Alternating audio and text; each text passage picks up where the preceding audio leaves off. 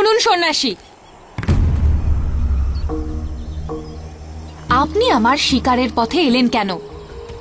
আমি কোনো পথ নির্বাচন করি না, পথ আমাকে নির্বাচন করে নেয়। আপনি আমার মনোযোগ ভ্রষ্ট করেছেন। তাহলে দোষ তোমার মনোযোগের এবং তোমার একাগ্রতার। তাদের দণ্ড দাও। দাঁড়ান।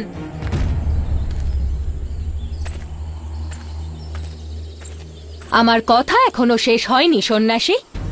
আর আমার এখনো আরম্ভই হয়নি। আপনি যে বরাহটির প্রাণ বাঁচালেন, আমি তাকে হত্যা করতে চাইছিলাম। সে আমাদের রাজ্যে এসে উৎপাত শুরু করেছিল, প্রজাদের কষ্ট দিচ্ছিল। আমি কোনো প্রজাকে চিনি না, আমি কেবল প্রকৃতিকে চিনি। তার কোনো সীমা থাকে না। নিশ্চয়ই মনুষ্যই তার সীমা ভঙ্গ করেছিল। সীমা তো আপনি ভঙ্গ করছেন সন্ন্যাসী।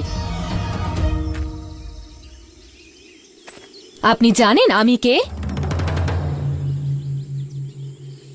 দক্ষায়নী আমি, প্রজাপতি দক্ষের কন্যা আমি।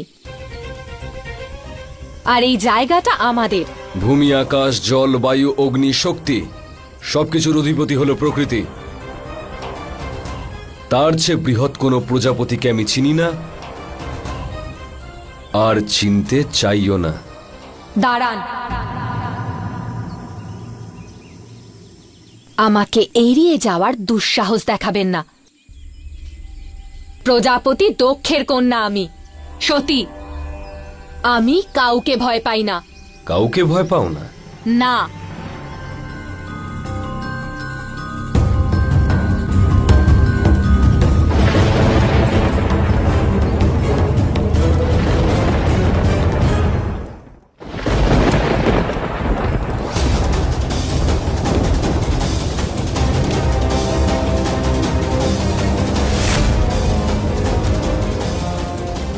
আগুন!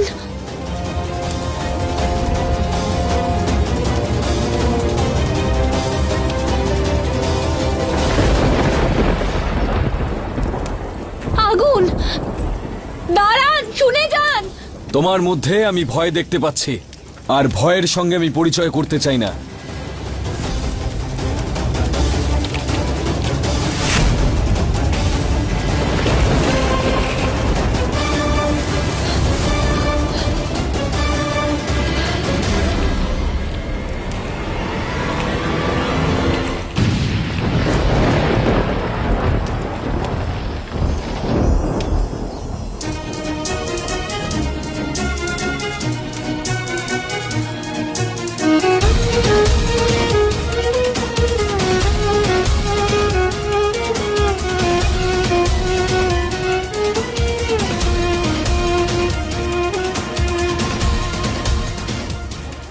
আমরা যাকে ভয় পাই তার সামনাসামনি পড়তে চাই না, তাকে স্বীকার করতে চাই না। ভয়কে জয় করার জন্য যদি তার সম্মুখীন হওয়া যায়, তাহলে সেই আনন্দই পরমানন্দ।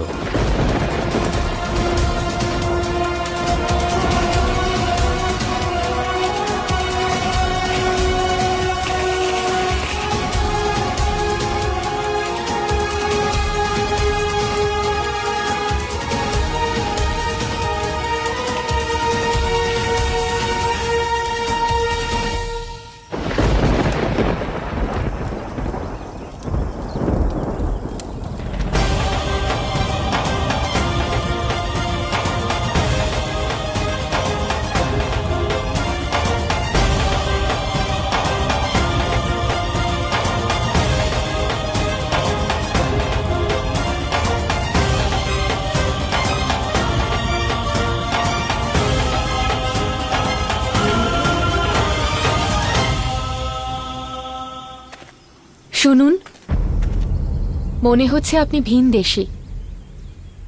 কে আপনি? আমি হলাম সেই যার মধ্যে আমি নেই। আমি কোনো ভূমির বাসিন্দা নই, কারণ ভূমি স্বয়ং আমি। আমি কেউ নই, আর কেউ আমি নই। আর যার মধ্যে আমি নেই, সেই হলাম আমি। আমি আমি আমি এ হলো অহংকার। যখন এই আমিত্বের চক্র থেকে মুক্ত হবে, তাহলে অহংকার কি আর আমি কে জানতে পারবে।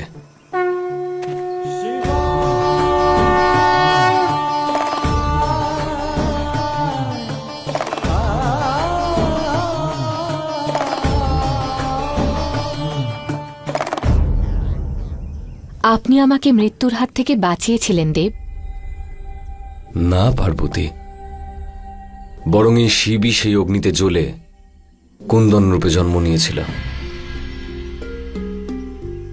হয়তো এ সেই প্রথম সাক্ষাতের ফল, যে এই বৈরাগী শিবকে অনুরাগী করেছিল। আমি সে হয়ে উঠলাম যে আজ তোমার সম্মুখে দাঁড়িয়ে। অর্থাৎ সতীর সহিত সাক্ষাতের পরই মহাদেব হয়েছি পার্বতী।